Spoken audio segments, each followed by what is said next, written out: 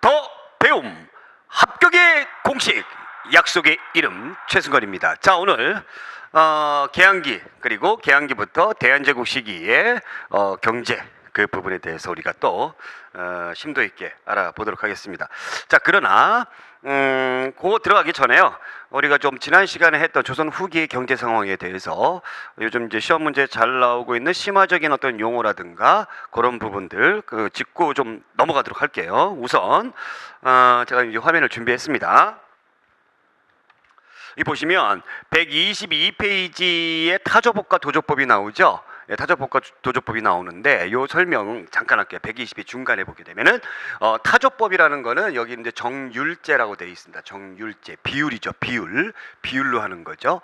그래서 이 타조라는 것이 이제 타작하고 난 다음에, 그러니까 추수하고 난 다음에 이 곡식 그 껍데기에서 이제 그 이탈시키는 것을 우리가 타작이라고 한다 그러잖아요. 그 타작하고 난 다음에 수확량이 얼마가 됐느냐, 그것에 대해서 이제 비율로 가는 거죠. 그래서 조선 전기 때의 비율이 몇 퍼센트였습니까? 여러분들 50%였죠. 병작 반수였기 때문에 이제 정율제라고 하고, 그리고 도조법은 정액제입니다. 정액제. 그러니까 일반 농민들이 미리 정해주는 거예요. 지주하고 얘기하는 겁니다.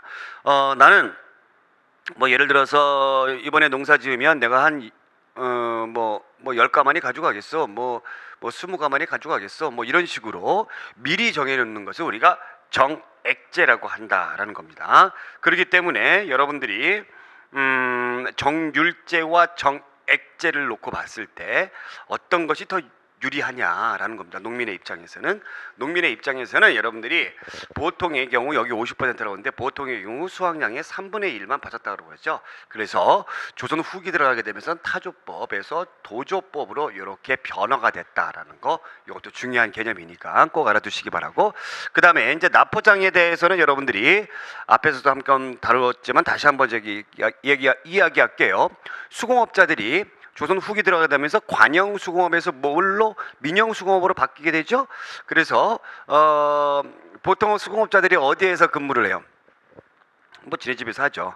지네 집에서 하는데 국가가 이제 부르면 가서 이제 해야 되잖아요. 그래서 세금 형태로, 요역 형태로 국가의 부름을 받아가지고 거기에서 일정 기간 물건을 만들어 줍니다. 그런데 이제 그 기간 동안에 나는 내 일을 하겠다. 예, 조선 후기 들어가게 되면서, 그러면서 이제 공장이라는 거 수공업자들이죠. 이것이 수공업자들이 배를 새로 바칩니다. 세금으로 이제 바치고, 그 다음에 나 일 안 한다, 이런 것이 늘어났다라는 거고요. 자, 그 다음에 이제 이것도 굉장히 중요한 개념이에요. 도결이라는 것이 있습니다. 도결은 바로 뭐냐면 여러 가지 조세가 있죠. 뭐 대동비라든가 뭐 군역이라든가 또 그 다음에 기타 뭐 잡세라든가 뭐 이런 것들을 여러 가지 조세를 시가로 환산합니다. 시가로 환산해가지고 화폐 시가로 환산해요. 환산을 해가지고 그 다음에 화폐로 어디에서 관청에서 부과를 한다라는, 이게 도결이에요. 최근에 이게 시험 문제에 도결이 많이 나오고 있는 그런 추세입니다. 공무원 시험에서. 그러면 이게 뭔 소리냐면, 원래는 뭐 국가에서도 이제 걷어들이고 막 이렇게 했는데 국가에서 조세 수입이 어려우니까 그것을 이제 얘네들한테 전가를 해버리죠. 그래도 이제 관청에서도 조세를 걷어들이는 것도 이제 수월치 않고 막 하다 보니까는 이제 어떻게 하냐면 시가로 이제 환산을 딱 해요. 계산한 다음에 화폐로 관청에서 부과하는데, 그럼 화폐를 받죠. 일반 백성들에게 화폐를 받죠. 화폐를 딱 받은 다음에 그 화폐를 가지고 뭐를 하는 겁니까? 화폐를 가지고 물품을 구입을 해요.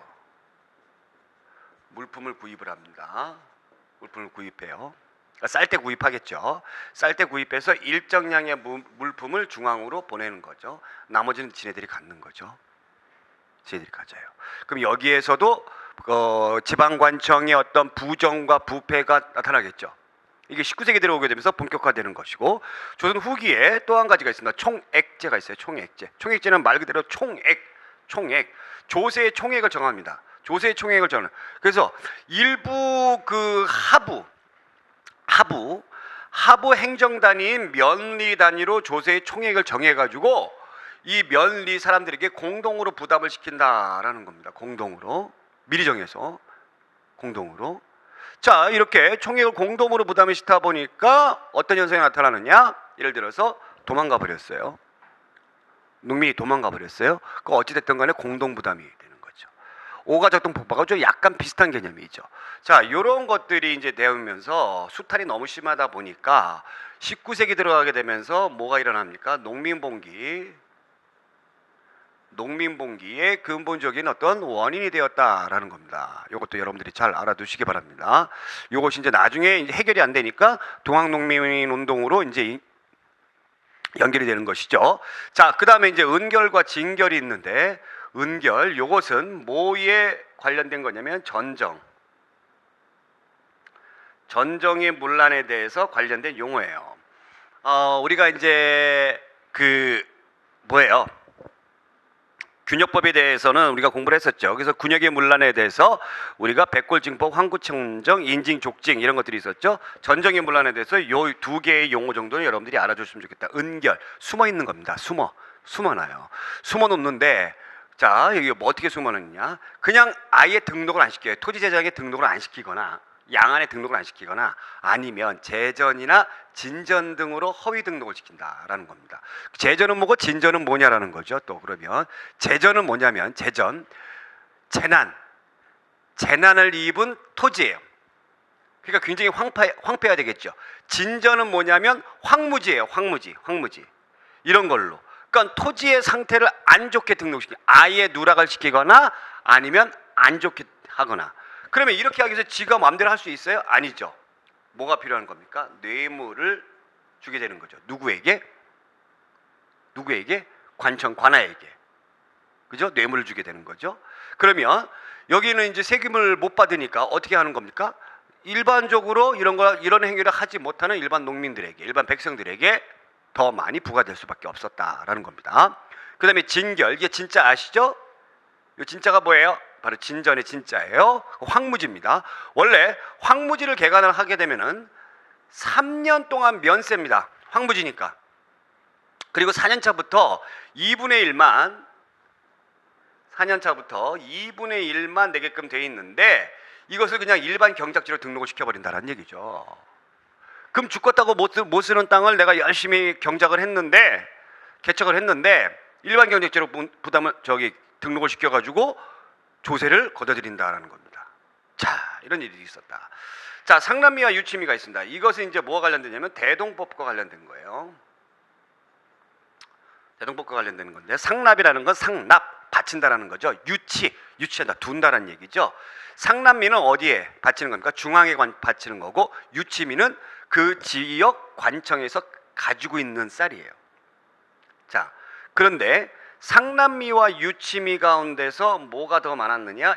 상납미가 훨씬 많았다. 중앙관청에서 쌀을 더 많이 가져와라 하더라는 얘기죠. 유치미가 적었다는 얘기죠. 그럼 지방에 있는 어떤 관청이라든가 이런 데는 어떻게 해요? 경비가 모자라죠. 그러니까 어떻게 된다? 조세 수탈로 이어진다라는 겁니다. 백성들의 삶은 점점 어려워진다라는 개념이에요. 요거 여러분들이 잘 알아두시기 바랍니다. 자, 그 다음에 이미 정치사에서 여러분들이 공부를 했기 때문에 제가 가볍게 이제 짚고 넘어가도록 하겠습니다. 경제사니까. 수지체제와 경제, 흥선대원군 3정을 개혁을 하죠. 일단 전정을 개혁하기 위해서 뭐를 했습니까? 양전사업을 했다라는 거였죠. 양전사업. 토지를 측량을 합니다. 그래서 아까 나왔던 은결이라든가 또 그다음에 또 진결이라든가 이런 것들 다 조사를 한다라는 얘기죠. 그다음에 군정을 개혁하기 위해서 뭐를 했다? 호포제로 했다. 호포제. 이것이 이제 동포제로 갑니다. 원래 군포는 16세부터 60세까지의 양인 남자들이 내게 돼 있는 거죠. 1년에 한 필 내게 돼 있는 건데 부정이 많이 들어가기 때문에 부담이 많이 되고, 그래서 호포제라는 거는 한 가구당 내시오라는 겁니다. 몇 동 몇 호 그러잖아요. 그죠? 그래서 한 가구당 내라. 대신 부족한 부분 너희들 양반도 내라라는 겁니다. 그래서 이 호포제 할 때의 양반들이 굉장히 어떻게 했다? 반발이 있었다. 자, 그 다음에 이제 황고가 원래 뭐였어요?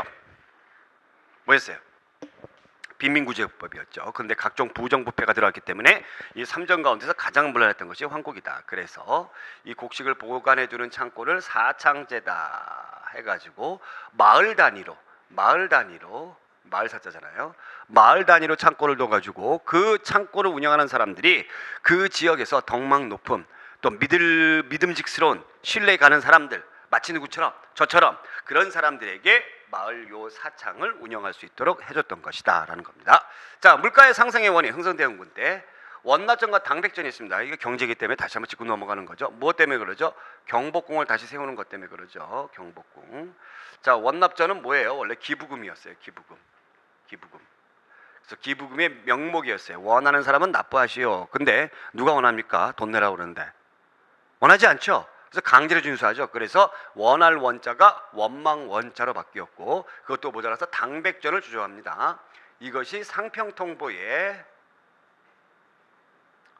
몇 배 가치를 지닌다? 100배 가치를 지닌다. 그래서 당백이에요. 이런 것들을 하다 보니까 물가가 상승이 되겠죠. 인플레이션 형상이 되겠죠. 자, 19세기 때의 어떤 모습, 경제의 모습이었다라는 겁니다.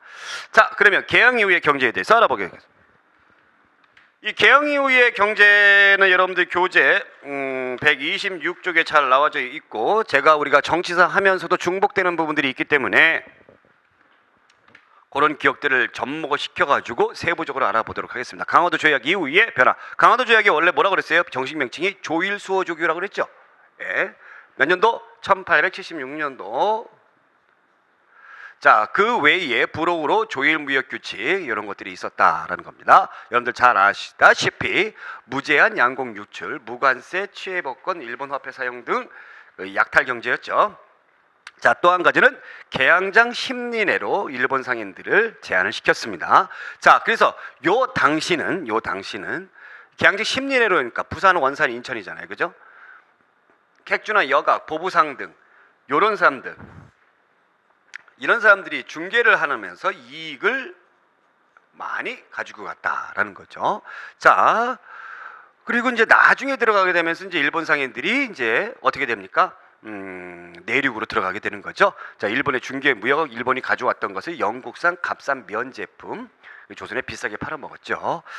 자, 그래서 여러분들 잘 알다시피 조선 내에 양고기 부족하고 곡물 가격이 폭등한다라는 겁니다. 그리고 우리나라 국내에 면직물 수공업이 타격을 입었다. 수공업이다 하다 보니까 값싼 면 제품이 들어오다 보니까 아무래도 경쟁력이 안 되는 것이죠. 자, 그러면 세부적인 내용 이거 잠깐 볼게요. 조일, 수호, 조규, 부록. 조기 부록입니다. 부록이에요. 수호, 조규. 수호, 조규에서는 뭐가 있어요? 뭐 종주권 부인하고 뭐 그다음에 개항하고 그다음에 취해법권이 있고 뭐 이런 내용들이 있잖아요. 근데 조일수호 부곡 또 만든 겁니다. 부록이니까. 개항장의 일본인 결유지 설정. 요게 부록에 있었다라는 거죠. 그리고 일본 화폐 유통한다라는 겁니다. 자, 그다음에 무역과 관련된 거는 이제 무역과 수출과 수입이라고 제가 얘기했죠. 이 두 가지 반드시 여러분들이 구분해 주셔야 된다는 얘기입니다. 양곡에 무제한 수출 가능한다. 그다음에 무관세다라는 겁니다. 부록은 요거고요. 거류지 일본 화폐. 무역은 조일 무역 규칙은 무역과 관련된 거. 수입 수출. 그거다. 요거 여러분들 반드시 구분해 주셔야 된다는 얘기예요. 자, 그러면 이모군란 이후에 경제적 침투 보겠습니다. 이모군란 몇 년도예요? 1882년도죠. 자, 조청상민 수륙무역장정. 청나라 애들 공짜로 우리나라 도와주지 않죠. 그러니까 청나라 애들이 일본 애들보다 한술 더 뜨죠. 청나라 상인들이 내지 통상권 획득이다라는 얘기입니다. 그럼 얘들만 해줘요? 아니죠. 다른 애들도 해줘야 되겠죠. 그래서 외국 애들도 자동뽕으로 들어가더라라는 얘기죠. 이런 내용들이 바로 뭐라고 그랬어요? 최이국 대우라고 제가 얘기했습니다. 자, 그러다 보니까 서울 상권이 위협해지죠. 그러면 조선 중개상인데 아까 얘기했던 뭐 객주나 여각이라든가 선상이라든가 그 다음에 보부상 이런 사람들은 몰락하게 되는 거죠. 자, 그래서 이모군란 이후에 뭐를 했어요? 얘네들이 미국하고 이제 수교를 하죠. 우리나라가 청나라의 알선으로 미국하고 수교를 하죠. 그럼 미국하고 수교를 하면서 미국하고도 이제 무역과 관련된 것이 있었죠. 얘들 뭐였어요? 유관세였어요. 그럼 얘네들이 이제 기준이 되는 거잖아요. 근데 이미 앞서서 일본 애들한테 혜택을 줬어요. 무관세. 그래서 다시 하는 겁니다. 이거 조일 통상상정 다시 하는 거예요. 83년도에. 그래서 관세권 유관세다라는 얘기입니다. 그 다음에 무제한 곡식 유출도 어느 정도 막는 방공령이 있었다라는 거죠. 몇 개월 전에 1개월 전에 통보를 하게끔 해주었다. 이게 일본하고 우리가 맺은 내용이에요. 그러면 조미수호 통상조약의 주요 내용 볼게요. 거중조정. 거중조정 뭐라고 그랬어요? 이것은 군사동맹이라고 그랬죠. 그 다음에 관세부가 하였다. 최혜백권이 있었고요. 최육대국이 있었다라는 거였습니다. 관세부가 굉장히 중요한 거죠. 조미수호 통상조약. 자, 그러면 여기 나와 있는 그림 한번 볼게요. 여러분들 125페이지에 그림이 나와 있는데, 자, 이것이 그림이 뭐예요? 청과 일본의 뭐였어요? 수입액이었어요. 청과 일본으로부터 수입. 청과 일본으로부터 수입. 일본, 청 보겠습니다. 1876년도 그 기점으로 해서 보면 일본이 월등히 많죠. 청나라 별로 없죠. 월등히 많아요. 월등히 많아. 월등히 많으면서 82년도의 이모군란 이후에 쭉 하면서 청나라가 점점 좀 늘어나는 것을 볼 수가 있어요. 청나라가. 그죠? 청나라가 거의 92년도 가게 되면 거의 절반 수준으로 비슷비슷하게. 그럴 수밖에 없었겠죠. 네. 그래서 그 배경이 되는 것이 이모군란이었다. 그래서 이모군란이 굉장히 중요한 사건이에요. 자, 그다음 청나라 일본의 경제 침탈 보겠습니다. 일본으로서 곡물 수출로, 여러분들 요건 이제 약간 그 심화적인 내용들인데 그래도 볼게요. 일본으로부터 곡물 수출로 식량 부족과 고가 폭등, 청일 상인회와 영국산 면직물 증가로 농촌의 면포 수공업 타격이 입었다. 아까 제가 설명드렸던 거죠. 그리고 일본의 배상금 지불, 그러다 보니까 이 부담들이 전부 다 농민들에게 조세 부담으로 돌아간다라는 겁니다. 더욱이 우리나라 정부가 좀 뭔가 잘 살아보자 했으면 좋았을 텐데 부패했다라는 얘기입니다. 앞에서 나왔던 매감 매직, 삼정문란, 집권층의 부정과, 그 다음에 지방과는 어때요? 여기 수탈, 또 외국에서 또 뜯어가고.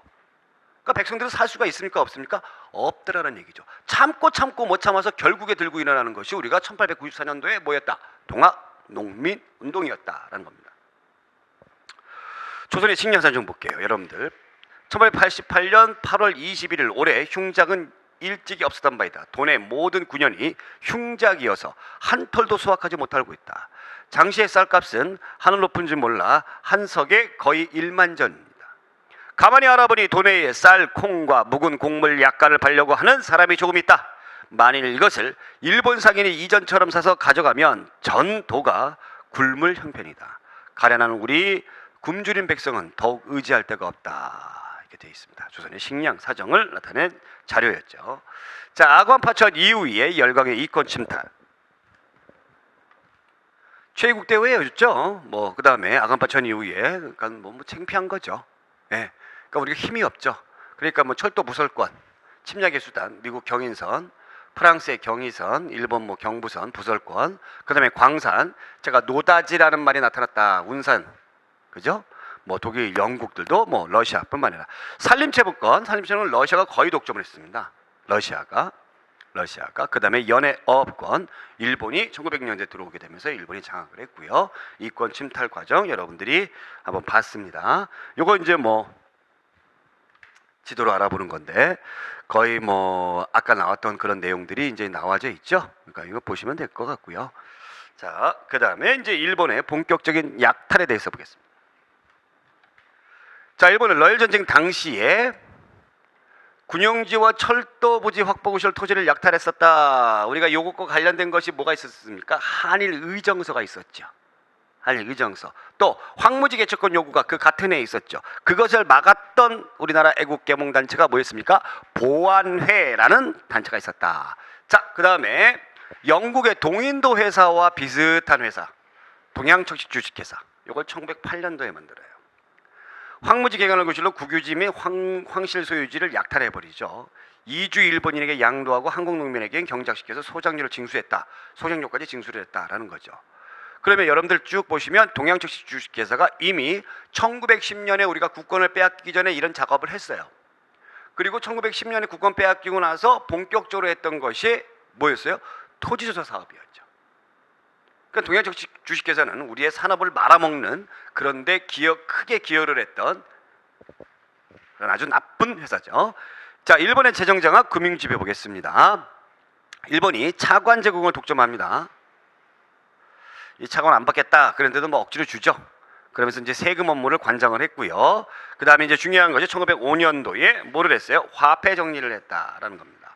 요 화폐 정리를 했던 사람이 누구예요? 일본인 메가타였죠.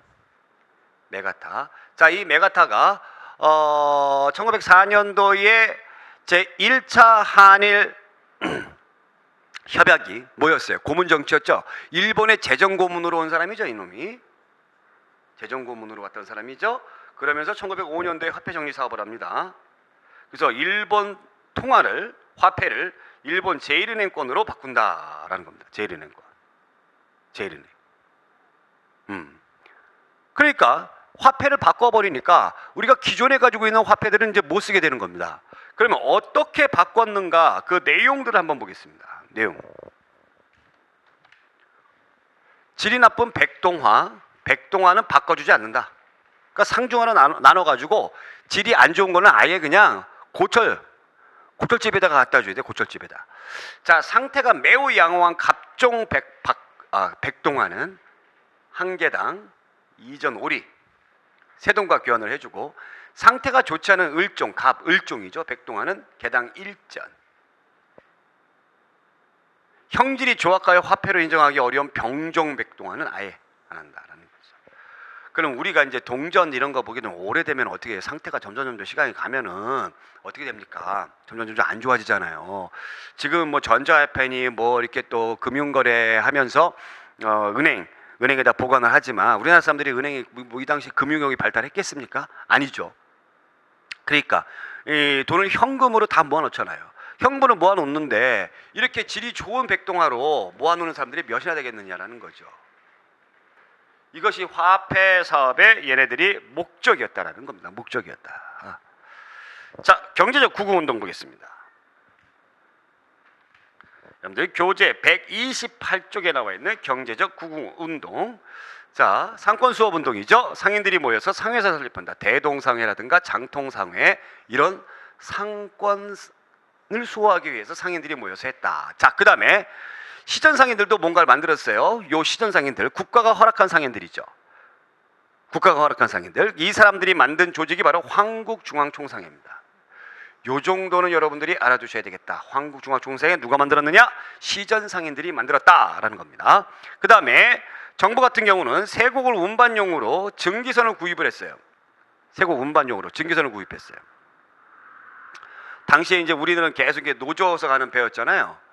돛담배. 근데 증기선이 이제 서양에서 들어오다 보니까 와, 저걸로 해야 되겠다. 증기선을 구입했어요. 그래서 해운회사, 이운사라고 일종의 뭡니까? 공사를 만들었어요. 공사를 만들었는데 이거 만들자마자 실패를 해버렸다는 얘기죠. 왜? 갑오개혁을 하게 되면서 여러분들 갑오개혁 내용 중에 아시죠? 조세의 급납화, 뭘로 내거라? 화폐로 내거라. 그러니까 배에 실어서 중앙까지 올 필요가 없어. 화폐로 내거라. 그러니까 이제 망했다라는 거죠. 이혼해서 망했다라는 거죠. 에이. 자, 그 다음에 방공령에 대해서 알아보겠습니다. 방공령.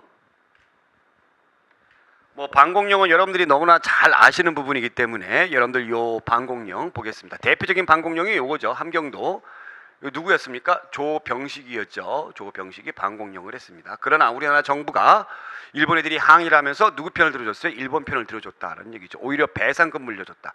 최근 들어서 방공령이 일어났던 동네, 여기 함경도죠. 그 다음에 여기 어디입니까? 여기 함경. 그 다음에 여기 뭐예요? 여기 황해도, 황해도. 그 다음에 여기 뭐예요? 대표적인 요 동네 충청도입니다. 충청도. 그러니까 여기 평안도라든가 뭐 여기 전라도라든가 이런 데는 일어나지 않았어요. 그래서 함경도, 충청도, 황해도 이거 꼭 알아두십시오. 아시겠죠? 방공령이 있었던 곳입니다. 자, 그래서 방공령과 관련된 내용들을 여러분들이 볼 수가 있고요. 자, 애국개몽단체 이권수호운동 보겠습니다. 애국개몽단체 이권수호운동. 곱기 전에 요거 잠깐 볼게요. 요즘 서방 제국에서는 모두 회사를 설립하여 상인을 부르고 있는데 실로 부강에 기초로 하겠다. 대체로 회사란 여러 사람이 자본을 합하여 여러 명의 농공, 상고, 장사죠, 장사. 사물을 잘 아는 사람에게 맡겨 운영하는 것이다. 한성숭보에 나와져 있습니다. 서양 사람들이 이렇게 전문 경영인에게 하고 있는데 우리도 그렇게 해야 되지 않느냐라는 거죠. 자, 그 다음에 반공용 성보 여기 뭐 했던 내용들이니까 하시면 되겠고요.